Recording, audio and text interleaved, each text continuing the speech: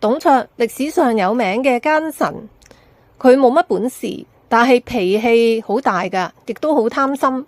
佢大肆搜刮民脂民膏，亦都睇唔起文武大臣。佢想廢咗當時嘅皇帝，立另一個更加年輕嘅，遭受到大臣嘅反對。佢即刻拔劍出嚟，想殺咗呢一個反對嘅大臣。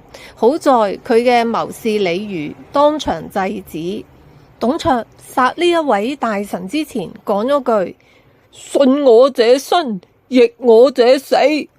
可以見到，其實佢個人係驕傲自滿，佢係帶住劍出入皇宮嘅，顯示自己特殊嘅身份，顯得佢高傲自負，亦都唔尊重當時嘅朝廷。嗰個爭啲俾佢殺咗嘅大臣叫做丁原。丁原有個契仔叫做呂布，驍勇善戰。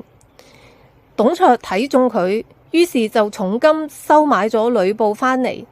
喺得到呂布嘅協助之下，董卓如虎添翼，喺度更加作威作福，肆意搗亂啦。究竟佢嘅下場係點呢？佢可唔可以成功反轉到漢室呢？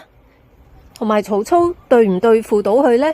咁就要聽我嘅《三國演義》第3回啦。